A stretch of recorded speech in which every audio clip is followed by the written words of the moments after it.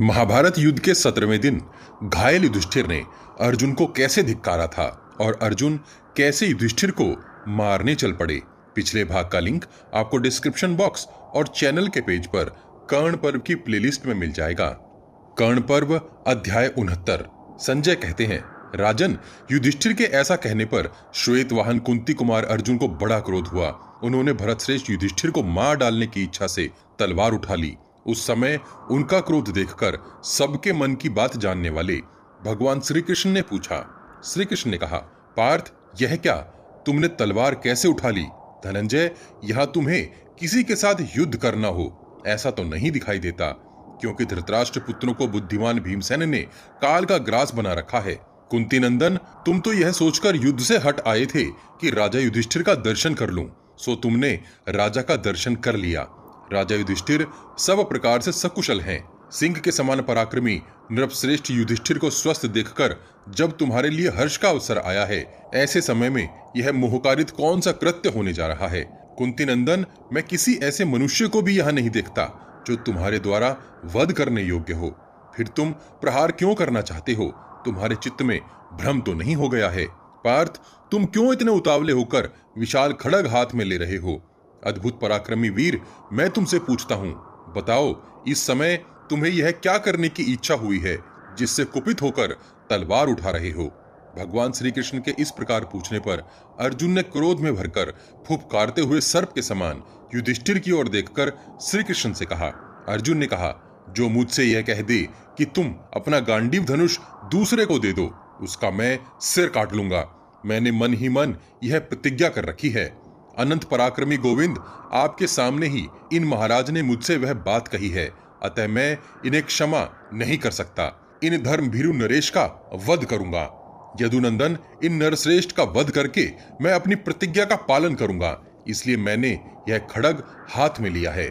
जनार्दन, मैं युधिष्ठिर का वध करके उस सच्ची प्रतिज्ञा के भार से उऋण हो शोक और चिंता से मुक्त हो जाऊंगा। तात, आप इस अवसर पर क्या करना उचित समझते हैं?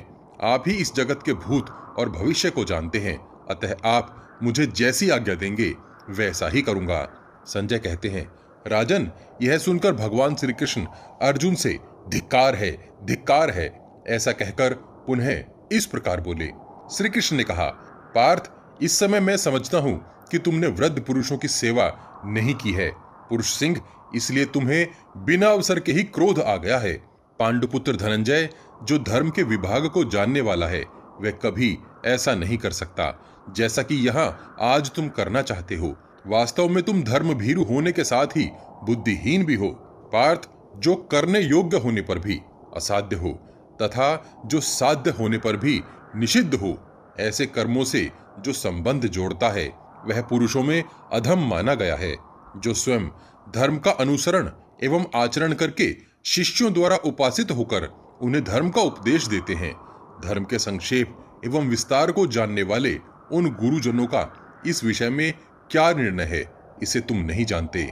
पार्थ, उस निर्णय को न जानने वाला मनुष्य कर्तव्य और अकर्तव्य के निश्चय में तुम्हारे ही समान असमर्थ, विवेक शून्य एवं मोहित हो जाता है। कर्तव्य और अकर्तव्य का ज्ञान किसी तरह भी अनायास ही नहीं हो जाता, वह सब शास्त्र से जाना जाता है और शास्त्र का तुम्हें पता ही नहीं है। कुंती नंदन, तुम ज्ञानवश होने को धर्मज्ञ मानकर जो धर्म की रक्षा करने चले हो, उसमें प्राणी हिंसा का पाप है। यह बात तुम्हारे जैसे धार्मिक की समझ में नहीं आती। तात, मेरे विचार से प्राणियों की हिंसा न करना ही सर्वश्रेष्ठ धर्म है। किसी की प्राण रक्षा के लिए झूठ बोलना पड़े तो बोल दें, किंतु उसकी हिंसा किसी तरह न होने दें। नरश्रेष्ठ, तुम दूसरे गवार मनुष्य के समान अपने बड़े भाई धर्मज्ञ नरेश का वध कैसे करोगे? मानद, जो युद्ध न करता हो, शत्रुता न रखता हो, संग्राम से विमुख होकर भागा जा रहा हो, शरण में आता हो, हाथ जोड़कर आश्रय में आ पड़ा हो तथा असावधान हो, ऐसे मनुष्य का वध करना श्रेष्ठ पुरुष अच्छा नहीं समझते हैं। तुम्हारे बड़े भाई में उपयुक्त सभी बातें हैं। पार्थ, तुमने नासमझ बालक के समान पहले कोई प्रतिज्ञा कर ली थी, इसलिए तुम मूर्खतावश अधर्मयुक्त कार्य करने को तैयार हो गए हो। कुंती कुमार, बताओ तो, तुम धर्म के सूक्ष्म एवं दुर्बोध स्वरूप का अच्छी तरह विचार किए बिना ही अपने ज्येष्ठ भ्राता का वध करने के लिए कैसे दौड़ पड़े? श्री कृष्ण बोले, पांडुनंदन, मैं तुम्हें यह धर्म का रहस्य बता रहा हूं। धनंजय, पितामह भीष्म, पांडुपुत्र युधिष्ठिर, विदुर जी तत्व का उपदेश कर सकते हैं। उसी को मैं ठीक ठीक बता रहा हूं, इसे ध्यान देकर सुनो। सत्य बोलना उत्तम है, सत्य से बढ़कर दूसरा कुछ नहीं। परंतु यह समझ लो कि सत्पुरुषों द्वारा आचरण में लाए हुए सत्य के यथार्थ स्वरूप का ज्ञान अत्यंत कठिन होता है। जहां मिथ्या बोलने का परिणाम सत्य बोलने के समान मंगलकारक हो, अथवा जहां सत्य बोलने का परिणाम असत्य भाषण के समान अनिष्टकारी हो, वहां सत्य नहीं बोलना चाहिए, वहां असत्य बोलना ही उचित होगा। विवाह काल में स्त्री प्रसंग के समय, प्राणों पर संकट आने पर, सर्वस्व का अपहरण होते समय तथा ब्राह्मणों की भलाई के लिए आवश्यकता हो तो असत्य बोल दें। इन पांचों अवसरों पर झूठ बोलने से पाप नहीं होता। जब किसी का सर्वस्व छीना जा रहा हो तो उसे बचाने के लिए झूठ बोलना कर्तव्य है। वहां असत्य ही सत्य और सत्य ही असत्य हो जाता है। जो मूर्ख है वही यथा कथनचित व्यवहार में लाए हुए एक जैसे सत्य को सर्वत्र आवश्यक समझता है। केवल अनुष्ठान में लाया गया असत्य रूप सत्य बोलने योग्य नहीं होता। अतः वैसा सत्य ना बोले। पहले सत्य और असत्य का अच्छी तरह निर्णय करके जो परिणाम में सत्य हो उसका पालन करे। जो ऐसा व्यवहार करता है वही धर्म का ज्ञाता है। जिसकी बुद्धि शुद्ध अर्थात निष्काम है, वह पुरुष यदि अत्यंत कठोर होकर भी, जैसे अंधे पशु को मार देने से बलाक नामक व्याघ पुण्य का भागी हुआ था, उसी प्रकार महान पुण्य प्राप्त कर ले तो क्या आश्चर्य है। इसी तरह जो धर्म की इच्छा तो रखता है परंतु मूर्ख और अज्ञानी भी है, वह नदियों के संगम पर बसे हुए कौशिक मुनि की भांति यदि अज्ञान पूर्वक धर्म करके भी महान पाप का भागी हो जाए तो क्या आश्चर्य है। अर्जुन बोले, भगवान, बलाक नामक व्याघ और नदियों के संगम पर रहने वाले कौशिक मुनि की कथा कहिए, जिससे मैं इस विषय को अच्छी तरह समझ सकूं।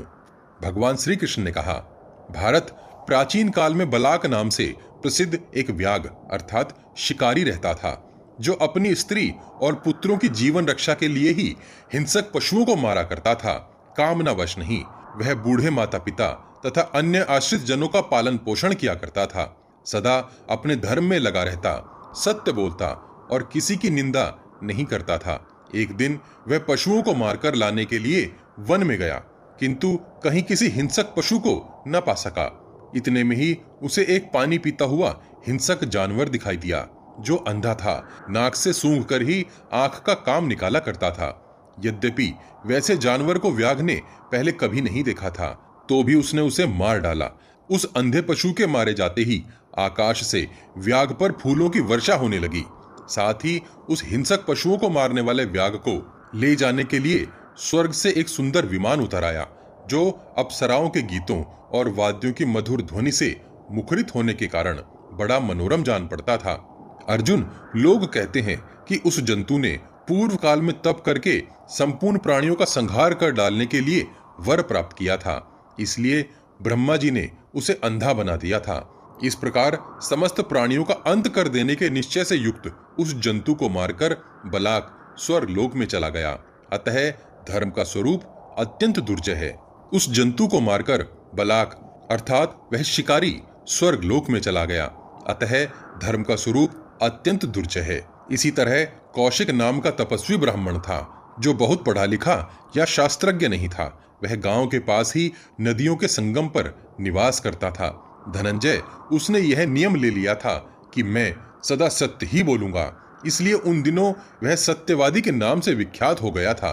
एक दिन की बात है, कुछ लोग लुटेरों के भय से छिपने के लिए उस वन में घुस गए, परंतु वे लुटेरे कुपित हो वहां भी उन लोगों का यत्नपूर्वक अनुसंधान अर्थात जांच पड़ताल करने लगे। उन लुटेरों ने सत्यवादी कौशिक मुनि के पास आकर पूछा, भगवान, बहुत से लोग जो इधर ही आए हैं किस रास्ते से गए हैं? मैं सत्य के साक्षी आपसे पूछता हूँ, यदि आप उन्हें जानते हो तो बताइए। उनके इस प्रकार पूछने पर कौशिक मुनि ने उन्हें सच्ची बात बता दी। इस वन में जहाँ बहुत से वृक्ष, लताएं और झाड़ियां हैं, वहीं वे गए हैं। इस प्रकार कौशिक ने उन दस्युओं को यथार्थ बात बता दी। तब उन निर्दयी डाकुओं ने उन सबका पता पाकर उन्हें मार डाला, ऐसा सुना गया है। इस तरह वाणी का दुरुपयोग करने पर कौशिक को महान पाप लगा, जिससे उसे नरक का कष्ट भोगना पड़ा, क्योंकि वह धर्म के सूक्ष्म स्वरूप को समझने में कुशल नहीं था। जिसे शास्त्रों का थोड़ा ज्ञान है, जो विवेक शून्य होने के कारण धर्मों के विभाग को ठीक ठीक नहीं जानता, वह मनुष्य यदि वृद्ध पुरुषों से अपने संदेह नहीं पूछता तो अनुचित कर्म कर बैठने के कारण वह महान नरक के सदृश कष्ट भोगने के योग्य हो जाता है। धर्म अधर्म के निर्णय के लिए तुम्हें संक्षेप से कोई संकेत बताना पड़ेगा, जो इस प्रकार होगा। कुछ लोग परम ज्ञान रूप दुष्कर धर्म को तर्क के द्वारा जानने का प्रयास करते हैं, परंतु एक श्रेणी बहुसंख्यक मनुष्य ऐसा कहते हैं कि धर्म का ज्ञान वेदों से होता है। किंतु मैं तुम्हारे निकट इन दोनों मतों के ऊपर कोई दोषारोपण नहीं करता, परंतु केवल वेदों के द्वारा सभी धर्म कर्मों का विधान नहीं होता। इसलिए धर्मज्ञ महर्षियों ने समस्त प्राणियों के अभ्युदय और निश्रेयस के लिए उत्तम धर्म का प्रतिपादन किया है। सिद्धांत यह है कि जिस कार्य में हिंसा न हो वही धर्म है। महर्षियों ने प्राणियों की हिंसा न होने देने के लिए ही उत्तम धर्म का प्रवचन किया है। धर्म ही प्रज्ञा को धारण करता है और धारण करने के कारण ही उसे धर्म कहते हैं। इसलिए जो धारण प्राण रक्षा से युक्त हो, जिसमें किसी भी जीव की हिंसा न की जाती हो, वह धर्म है। ऐसा ही धर्म शास्त्रों का सिद्धांत है। जो लोग अन्यायपूर्वक दूसरों के धन आदि का अपहरण कर लेना चाहते हैं, वे कभी अपने स्वार्थ की सिद्धि के लिए दूसरों से सत्य भाषण रूप धर्म का पालन कराना चाहते हो, तो वहां उनके समक्ष मौन रहकर उनसे पिंड छुड़ाने की चेष्टा करें। किसी तरह कुछ बोले ही नहीं, किंतु यदि बोलना अनिवार्य हो जाए अथवा ना बोलने से लुटेरों को संदेह होने लगे, तो वहां असत्य बोलना ही ठीक है। ऐसे अवसर पर उस असत्य को ही बिना विचारे सत्य समझो। जो मनुष्य किसी कार्य के लिए प्रतिज्ञा करके उसका प्रकारांतर उपादन करता है, अर्थात बात का अलग अर्थ निकालकर अपना स्वार्थ पूर्ण करना चाहता है, वह दंभी होने के कारण उसका फल नहीं पाता। ऐसा मनीषी पुरुषों का कथन है। प्राण संकट काल में विवाह में समस्त कुटुंबियों के प्राणांत का समय उपस्थित होने पर तथा हंसी परिहास आरंभ होने पर यदि असत्य बोला गया हो, तो वह असत्य नहीं माना जाता। धर्म के तत्व को जानने वाले विद्वान उक्त अवसरों पर मिथ्या बोलने में पाप नहीं समझते। जो झूठी शपथ खाने पर लुटेरों के साथ बंधन में पड़ने से छुटकारा पा सके, उसके लिए वहां असत्य बोलना ही ठीक है। उसे बिना विचारे सत्य समझना चाहिए। जहां तक वश चले, किसी तरह उन लुटेरों को धन नहीं देना चाहिए, क्योंकि पापियों को दिया हुआ धन दाता को भी दुख देता है। अतः धर्म के लिए झूठ बोलने पर मनुष्य असत्य भाषण के दोष का भागी नहीं होता। अर्जुन, मैं तुम्हारा हित चाहता हूं, इसलिए आज मैंने अपनी बुद्धि और धर्म के अनुसार संक्षेप में तुम्हारे लिए यह विधि पूर्वक धर्म अधर्म के निर्णय का संकेत बताया है। यह सुनकर अब तुम ही बताओ, क्या अब भी राजा युधिष्ठिर तुम्हारे वध्य हैं? अर्जुन बोले, प्रभो, कोई बहुत बड़ा विद्वान और परम बुद्धिमान मनुष्य जैसा उपदेश दे सकता है तथा जिसके अनुसार आचरण करने से हम लोगों का हित हो सकता है, वैसा ही आपका यह भाषण हुआ है। श्री कृष्ण, आप हमारे माता पिता के तुल्य हैं। आप ही परम गति और परम आश्रय हैं। तीनों लोकों में कोई भी ऐसी बात नहीं है जो आपको विदित न हो। अतः आप ही परम धर्म को संपूर्ण और यथार्थ रूप से जानते हैं। अब मैं पांडुनंदन धर्मराज युधिष्ठिर को वध के योग्य नहीं मानता। मेरी इस मानसिक प्रतिज्ञा के विषय में आप ही कोई अनुग्रह अर्थात भाई का वध किए बिना ही प्रतिज्ञा की रक्षा का उपाय बताइए। मेरे मन में यह कहने योग्य उत्तम बात है, उसे पुनः सुन लीजिए। दशारह कुल नंदन, आप तो यह जानते हैं कि मेरा व्रत क्या है। मनुष्यों में जो कोई भी मुझसे यह कह दे कि पार्थ, तुम अपना गांडीव धनुष किसी दूसरे ऐसे पुरुष को दे दो जो अस्त्रों के ज्ञान अथवा बल में तुमसे बढ़कर हो, तो केशव, मैं उसे बलपूर्वक मार डालूं। इसी प्रकार भीमसेन को कोई मूछ दाढ़ी रहित कह दे तो वे उसे मार डालेंगे। वृष्णिवीर राजा युधिष्ठिर ने आपके सामने ही बारंबार मुझसे कहा है कि तुम अपना धनुष दूसरे को दे दो। केशव, यदि मैं युधिष्ठिर को मार डालूं तो इस जीव जगत में थोड़ी देर भी मैं जीवित नहीं रह सकता। यदि किसी तरह पाप से छूट जाऊं तो राजा युधिष्ठिर के वध का चिंतन करके जी नहीं सकता। निश्चय ही इस समय मैं किम कर्तव्य विमूढ़ होकर पराक्रम शून्य और अचेत सा हो गया हूं। धर्मात्माओं में श्रेष्ठ श्री कृष्ण संसार के लोगों की समझ में जिस तरह मेरी प्रतिज्ञा सच्ची हो जाए और जिस प्रकार पांडुपुत्र राजा युधिष्ठिर और मैं दोनों जीवित रह सकें, वैसी कोई सलाह आप मुझे देने की कृपा करें। श्री कृष्ण ने कहा, वीर, राजा युधिष्ठिर थक गए हैं। कर्ण ने युद्ध स्थल में अपने तीखे बाण समूहों द्वारा उन्हें शत विक्षत कर दिया है, इसलिए वे बहुत दुखी हैं। इतना ही नहीं, जब ये युद्ध नहीं कर रहे थे उस समय भी सूतपुत्र ने इनके ऊपर लगातार बाणों की वर्षा करके इन्हें अत्यंत घायल कर दिया था। इसलिए दुखी होने के कारण इन्होंने तुम्हारे प्रति रोषपूर्वक ये अनुचित बातें कही हैं। इन्होंने यह भी सोचा है कि यदि अर्जुन को क्रोध न दिलाया गया तो ये युद्ध में कर्ण को नहीं मार सकेंगे, इस कारण भी वैसी बातें कह दी हैं। ये पांडुनंदन राजा युधिष्ठिर जानते हैं कि संसार में पापी कर्ण का सामना करना तुम्हारे सिवा दूसरों के लिए असंभव है। पार्थ, इसलिए अत्यंत रोष में भरे हुए राजा ने मेरे सामने तुम्हें कटु वचन सुनाए हैं। कर्ण नित्य निरंतर युद्ध के लिए उद्यत और शत्रुओं के लिए असह्य है। आज रणभूमि में हार जीत का जुआ कर्ण पर ही अवलंबित है। कर्ण के मारे जाने पर अन्य कौरव शीघ्र ही परास्त हो सकते हैं। धर्मपुत्र राजा युधिष्ठिर के मन में ऐसा ही विचार काम कर रहा था। अर्जुन, इसलिए धर्मपुत्र युधिष्ठिर वध के योग्य नहीं है। इधर तुम्हें अपनी प्रतिज्ञा का पालन भी करना है। अतः जिस उपाय से ये जीवित रहते हुए भी मरे के समान हो जाएं, वही तुम्हारे अनुरूप होगा, उसे बताता हूं। सुनो, इस जीव जगत में माननीय पुरुष जब तक सम्मान पाता है तभी तक वह वास्तव में जीवित है। जब वह महान अपमान पाने लगता है तब वह जीते जी मरा हुआ कहलाता है। तुमने, भीमसेन ने, नकुल सहदेव ने तथा अन्य वृद्ध पुरुषों एवं शूरवीरों ने जगत में राजा युधिष्ठिर का सदा सम्मान किया है, किंतु इस समय तुम उनका थोड़ा सा अपमान कर दो। पार्थ, तुम युधिष्ठिर को सदा आप कहते आए हो, आज उन्हें तू कह दो। भारत, यदि किसी गुरुजन को तू कह दिया जाए तो यह साधु पुरुषों की दृष्टि में उसका वध ही हो जाता है। कुंती नंदन, तुम धर्मराज युधिष्ठिर के प्रति ऐसा ही बर्ताव करो। कुरुश्रेष्ठ, उनके लिए इस समय अधर्म युक्त वाक्य का प्रयोग करो। जिसके देवता अथर्वा और अंगिरा हैं, ऐसी श्रुति है जो सब श्रुतियों में उत्तम है। अपनी भलाई चाहने वाले मनुष्यों को सदा बिना विचारे ही इस श्रुति के अनुसार बर्ताव करना चाहिए।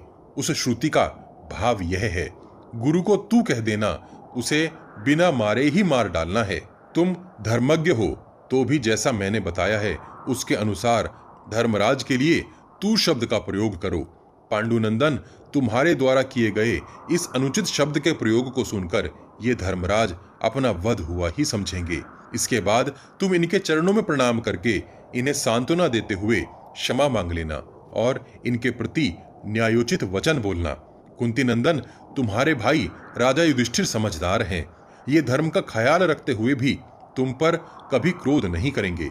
इस प्रकार मिथ्या भाषण और भ्रातृवध के पाप से मुक्त हो बड़े हर्ष के साथ सूतपुत्र कर्ण का वध करना। कर्ण पर्व का अध्याय 69 यहीं समाप्त होता है। अगले भाग में जानेंगे कि कैसे श्री कृष्ण ने अर्जुन और युधिष्ठिर के बीच सुलह कराई। कृपया चैनल को ज्वाइन करके आप हमारे सहभागी बन इसे आगे बढ़ाने में अपने सामर्थ्य अनुसार सहयोग दीजिए। आप सभी का धन्यवाद। इस विशाल ग्रंथ महाभारत को शीघ्रता से समेटने के लिए हम ग्राफिक्स के साथ पॉडकास्ट का सहारा भी ले रहे हैं, ताकि आप तक कुछ जल्दी से महाभारत का सही रूप पहुंचाया जा सके। आपको हमारा प्रयास कैसा लग रहा है, कृपया कमेंट बॉक्स में कमेंट करके हमें जरूर बताइए। पिछले सभी भाग आपको हमारे चैनल के पेज पर और इस वीडियो के डिस्क्रिप्शन बॉक्स में भी मिल जाएंगे। हम हर सीरीज की एक प्लेलिस्ट भी बनाते हैं। उम्मीद है आप हमारी वीडियोस अपने उन दोस्तों को शेयर जरूर करते होंगे जो महाभारत का सही रूप समझना और जानना चाहते हैं। आपके हर शेयर से हमारा मनोबल बढ़ता है। अपने प्रियजनों तक यह ज्ञान पहुंचाने के लिए वॉच गॉड चैनल को सब्सक्राइब और शेयर करना मत भूलिए। सब्सक्राइब बटन के बगल में बनी छोटी सी घंटी भी बजा दीजिए। जय श्री कृष्ण। हर हर महादेव।